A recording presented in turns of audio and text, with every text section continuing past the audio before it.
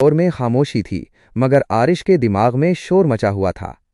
आयशा का खून आलूद अबाया और उसके चेहरे पर मौजूद अज़्म आरिश के तकब्बुर को पाश पाश कर चुका था। निदामत का सफ़र। अगली सुबह आरिश अस्पताल से डिस्चार्ज होकर सीधा ऑफिस पहुंचा। उसके सर पर पट्टी बंधी थी, मगर उसका दिल उससे ज्यादा जख्मी था।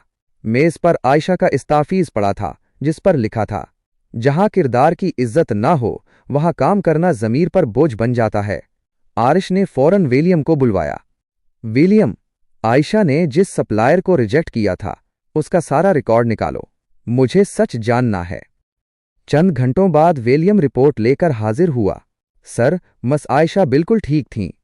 वो सप्लायर घटिया मटेरियल इस्तेमाल कर रहा था और उसने शीजा मीम को इस बात के लिए भारी कमीशन भी दिया था ताकि वो आपको आयशा के खिलाफ कर सकें। आरिश की मुट्ठियों में गुस्से से तनाव आ गया। उसे अपनी हमाकत और शीजा की चाल पर शदीद गुस्सा आ रहा था। उसने उसी वक्त गाड़ी निकाली और आयशा के घर की तरफ रवाना हुआ। आयशा का घर सैयद विजदान हाउस। आयशा घर में खामोश बैठी थी। हया और हामना बेगम परेशान थीं कि आयशा ने अचानक नौकरी क्यों छोड़ दी, मगर आयशा ने उन्हें कुछ नहीं बताया था। तभी बाहर गाड़ी रुकने की आवाज आई। वजदान साहब ने दरवाज़ा खोला तो सामने एक वजीहा नौजवान खड़ा था। जी, आप कौन? सर, मैं आरिश राजपूत, आयशा का बास। क्या मैं उनसे बात कर सकता हूँ? आरिश का लहजा आज निहायत मौद्दिबाना था। विजदान साहब ने उसे अंदर बुला लिया। आयशा सहन में बैठी थी। आरिश को देखकर वो हैरान रह गई और फौरन अपना स्कार्फ दुरुस्त किया।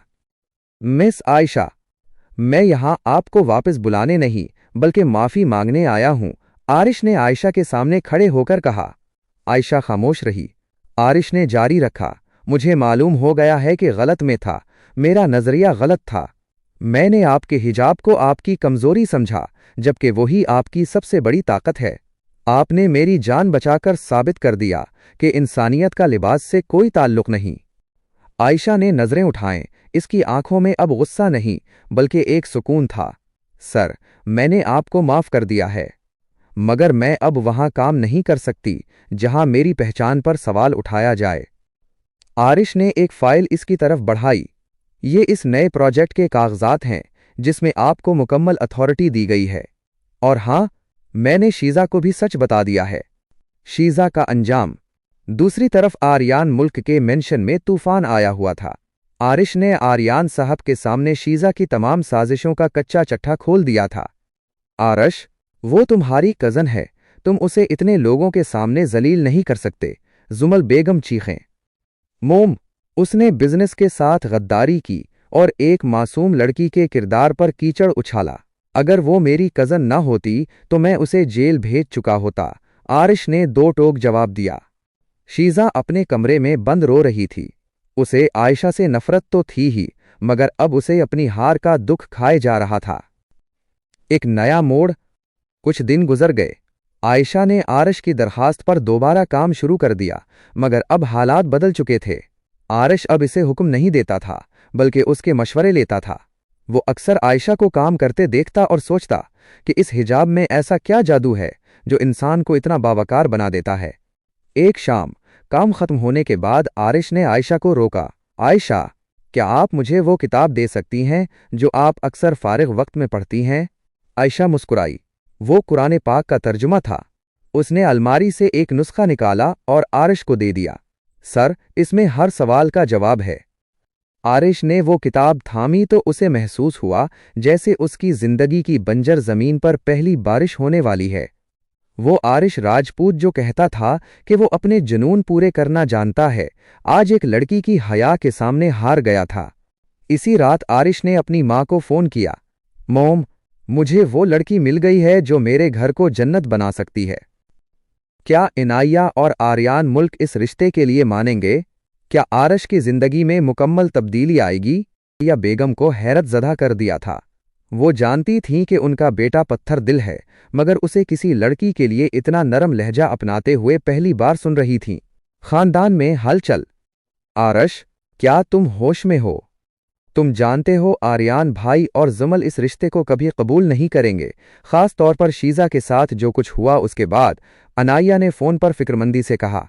आरिश ने खिड़की से बाहर चांद को देखते हुए जवाब दिया, मोम, मुझे आर्यान मामू या जुमल ममानी की मंजूरी नहीं चाहिए, मुझे सिर्फ आपका साथ और आयशा की हाँ चाहिए। मैंने इस लड़की में वो वकार देखा है जो मैंने आज तक दुनिया की किसी अमीर तरीन औरत में नहीं देखा। अनाया ने मुस्कुराकर कहा, ठीक है मेरे बेटे, अगर तुम्हारी खुशी इसी में है तो मैं कल ही पाकिस्तान आ रही हूं। जमल बेगम की साजिश। दूसरी तरफ जमल बेगम और शीजा खामोश नहीं बैठी थीं।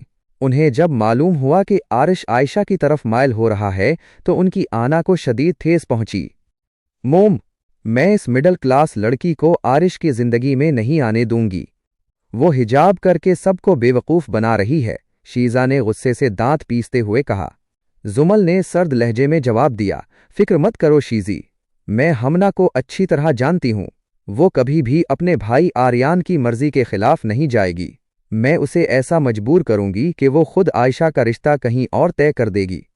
मतलब की कुर्बत। अगले दिन जुमल बेगम कई सालों बाद हमना के घर पहुंचे। हमना अपनी भाभी को देखकर हैरान रह गई। भाभी, आप यहां? सब खैरियत तो है? हमना ने डरते डरते पूछा। जुमल ने मसनूई मुस्कुराहट सजाई, हमना, पुरानी बातें भूल जाओ, मैं यहां एक बहुत अच्छा रिश्ता लेकर आई हूं। मेरा एक दौर का भतीजा है, बहुत अमीर है, आयशा के लिए बिल्कुल परफेक्ट रहेगा। मैं चाहती हूं अगले हफ्ते ही बात पक्की हो जाए। हमना बेगम तजब्जुब का शिकार हो गईं, भाभी, अभी तो आयशा ने जॉब शुरू की है और फिर विजदान साहब से पूछे बगैर में। हमना, क्या तुम अपने भाई की खुशी नहीं चाहती? आर्यान भी यही चाहता है। अगर तुमने इनकार किया तो वो समझेगा कि तुम अब भी उससे नाराज हो। जुमल ने जज्बाती ब्लैकमेलिंग का पता खेला। हमना बेगम भाई की मोहब्बत में कमजोर पड़ गईं। उन्होंने हामी भर ली कि वो आयशा और विजदान साहब से बात करेंगी। आरिश का एतराफ। इसी शाम ऑफिस में काम खत्म करने के बाद आरिश ने आयशा को अपने कैबिन में बुलाया। आयशा ने देखा कि आरिश के सामने वही कुरान पाक का नुस्खा खिला रखा था जो उसने दिया था। मिस आयशा, मैंने इस किताब में पढ़ा है कि पाक दामन औरतें पाक दामन मर्दों के लिए हैं। मैं नहीं जानता कि मैं कितना पाक दामन हूं, मगर मैं अब बदलना चाहता हूं। आरिश का लहजा बहुत संजीदा था। आयशा खामोशी से सुन रही थी, उसका दिल तेजी से धड़क रहा था। आयशा, क्या आप मेरा साथ देंगी? क्या आप मुझे एक बेहतर इंसान बनने में मदद करेंगी? मैं आपके बाबा से आपका हाथ मांगना चाहता हूं, आरिश ने बराह रास्त आयशा की आंखों में देखकर कहा, जो अब भी शर्म से झुकी हुई थीं। आयशा की जबान गंग हो गई। मगर मेरा और आपका स्टेटस? स्टेटस खाक है आयशा। आपका स्टेटस मेरे रब के नजदीक मुझसे कहीं बुलंद है। मुझे बस आपका जवाब चाहिए, आरिश ने बेसब्री से पूछा। आयशा ने धीमी आवाज में कहा, मेरे बाबा जो फैसला करेंगे मुझे मंजूर होगा। तूफान का आगाज। आरिश खुशी खुशी घर पहुंचा, मगर वहां इनाया बेगम के साथ आर्यान और जुमल भी मौजूद थे। आरिश, बहुत अच्छा हुआ तुम आ गए, आर्यान मुल्क ने फातिहाना अंदाज में कहा। तुम्हें ये जानकर खुशी होगी कि आयशा का रिश्ता तय पा गया है।